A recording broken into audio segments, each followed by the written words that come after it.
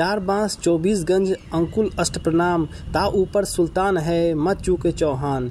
चंद्रोदय द्वारा लिखे यह वही छंद है जिसे सुनने के बाद महान हिंदू सम्राट पृथ्वीराज चौहान ने सब विधि बांध चलाया और फूटी हुई आंखों से ही मोहम्मद गोरी पर निशान लगाकर उसे मार डाला।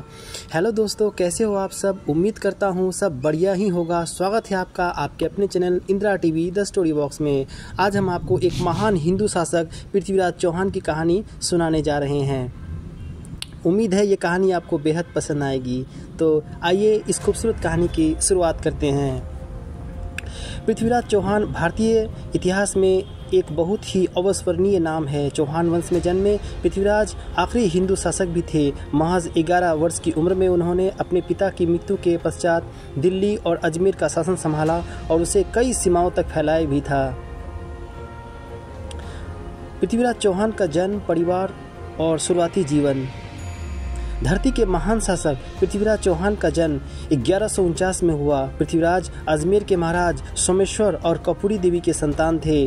पृथ्वीराज का जन्म उनके माता पिता के विवाह के 12 वर्ष के पश्चात हुआ। यह राज्य में खलबली का कारण बन गया और राज्य में उनकी मृत्यु को लेकर जन्म के समय से ही षड्यंत्र रचे जाने लगे, परंतु वे बसते चले गए। परंतु मात्र 11 वर्ष की आयु में पृथ्वीराज के सिर से पिता का साया उठ गया था। उसके बाद उन्होंने अपने दायित्व को अच्छी तरह से निभाए और लगातार अन्य राजाओं को पराजित कर अपने राज्य का विस्तार करते गए। पृथ्वीराज चौहान बचपन से ही एक कुशल योद्धा थे। उन्होंने युद्ध के अनेक गुण सीखे थे। उन्होंने बाल्यावस्था काल में ही शब्द विधि बांध का विद्या का अभ्यास भी किया था। आप देख रहे हैं Indira TV the story box. Prithviraj Chauhan के प्रिय मित्र। पृथ्वीराज चौहान के बचपन के मित्र चंद्रबरदाई उनके लिए किसी भाई से कम नहीं थे। चंद्रबरदाई तोमार वंश के शासक अंगपाल की बेटी के पुत्र थे। चंद्रबरदाई के बाद में दिल्ली के शासक हुए और उन्होंने पृथ्वीराज के सहयोग से ही पिथौरागढ़ का निर्माण किया, जो आज भी दिल्ली में पुराने किले के नाम से विद्यमान है। आप देख रहे हैं Indira TV the story box. Prithviraj Chauhan का दिल्ली पर उत्तराधिकार।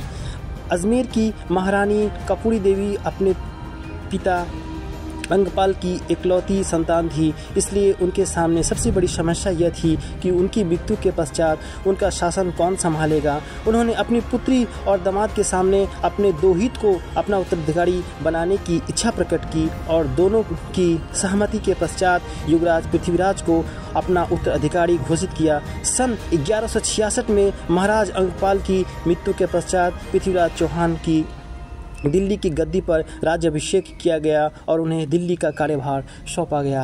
आप देख रहे हैं Indira TV the story box.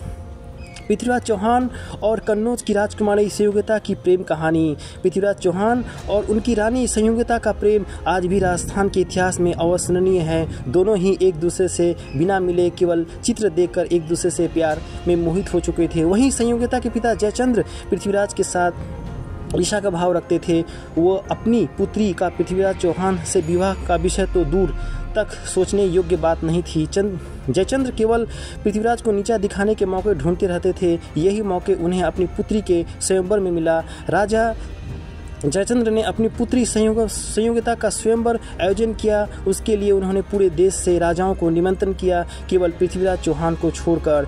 Prithviraj Chauhan को नीचा दिखाने के उद्देश्य से उन्होंने स्वयंवर में पृथ्वीराज की मूर्ति द्वारपाल के सामने रख दी, परंतु इसी स्वयंवर में पृथ्वीराज ने संयोगिता की इच्छा से उनका अपहरण भरी महफिल में किया और उन्हें भगाकर अपनी रियासत ले आए और दिल्ली में आकर दोनों का पूरी विधि से विवाह संपन्न हुआ। उसके बाद राजा जयचंद्र और पृथ्वीराज के बीच दुश्मनी और भी बढ़ गई। आप देख रहे हैं Indira TV the story box. Prithviraj Chauhan की विशाल सेना।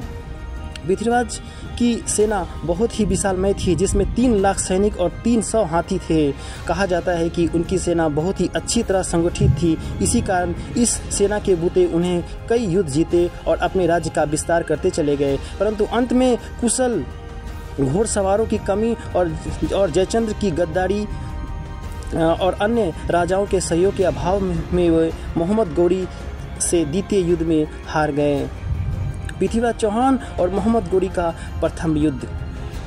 अपने राज्य के विस्तार को लेकर पृथ्वीराज चौहान हमेशा सजग रहते थे और इस बार अपने विस्तार के लिए उन्होंने पंजाब को चुना था। इस समय संपूर्ण पंजाब पर मोहम्मद सबुद्दीन गौरी का शासन था। वह पंजाब के ही भटिया से अपने राज्य का शासन करता था। गौरी से युद्ध किए बिना पंजाब पर शासन नामुमकिन था, तो इसी उद्देश्य से पृथ्वीराज ने अपनी विशाल सेना को लेकर गौरी पर आक्रमण कर दिया।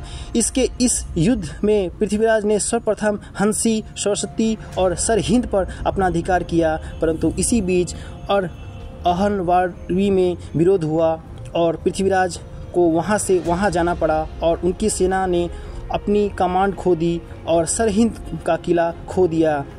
जब पृथ्वीराज अहिलवाड़ में वापस लौटे, उन्होंने दुश्मनों के छक्के छुड़ा दिए। युद्ध में केवल वही सैनिक बचे जो मैदान से भाग खड़े हुए। इस युद्ध में मोहम्मद गौरी भी अधमरे हो गए, परंतु उनके एक सैनिक ने उनकी हालत का अंदाजा लगाते हुए उन्हें घोड़े पर डालकर अपने महल ले आए, उनका उपचार कराया। इसी तरह यह युद्ध परिणामहीन रहा।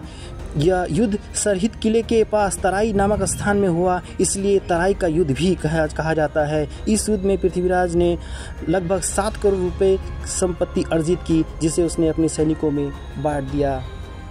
मोहम्मद गौरी और पृथ्वीराज का दूसरा विश्व युद्ध।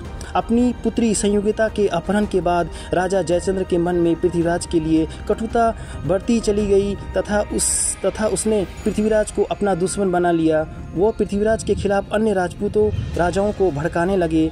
जब उसे मोहम्मद गौरी और पृथ्वीराज के युद्ध के बारे में पता चला, तो वह पृथ्वीराज के खिलाफ मोहम्मद गौरी के साथ खड़ा हो गया। दोनों ने मिलकर 2 साल के बाद 1192 में पुनः पृथ्वीराज पर आक्रमण किया। यह युद्ध भी तराई के मैदान में हुआ। इस युद्ध के समय जब पृथ्वीराज के मित्र चंद्रबरदाई ने अन्य राजपूत राजाओं से मदद मांगी, तो संयोगिता के स्वयंवर में हुई घटना के कारण उन्होंने उनकी मदद से इनकार कर दिया। ऐसे पृथ्वीराज चौहान अकेले पड़ गए और उन्होंने 3 लाख सैनिक के द्वारा गौरी की सेना का सामना किया। क्योंकि गौरी की सेना में अच्छे घुड़सवार थे, उन्हें पृथ्वीराज की सेना को चारों ओर से घेर लिया। ऐसे में वे आगे न बढ़ पाए और पीछे हट गए और जयचंद्र की गद्दार सैनिकों ने राजपूत सैनिकों का ही संहार किया और पृथ्वीराज की हार हुई। इस युद्ध के बाद पृथ्वीराज और उसके मित्र चंद्रबरदाई को बंदी बना लिया गया। राजा जयचंद्र को भी उसकी गद्दारी का परिणाम मिला और उसे भी मार डाला गया। अब पूरे पंजाब, दिल्ली, अजमेर और कन्नौज में गौरी का शासन था। उसके बाद कोई राजपूत शासन भारत में अपना राज्य लाकर अपनी वीरता साबित नहीं कर पाया। पृथ्वीराज चौहान की मृत्यु। गौरी के युद्ध के पश्चात पृथ्वीराज को बंदी बनाकर उनके राज्य में ले जाया गया।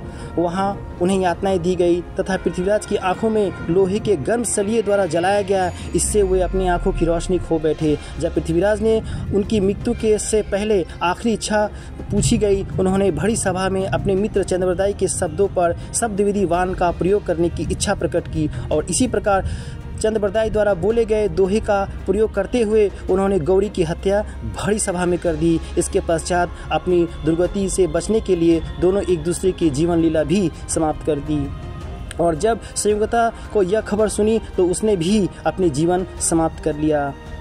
विचारों और जीवन का निष्कर्ष। इस कहानी के माध्यम से हमने पृथ्वीराज चौहान के जीवन के कुछ महत्वपूर्ण अंशों को आप तक पहुंचाने की कोशिश की है।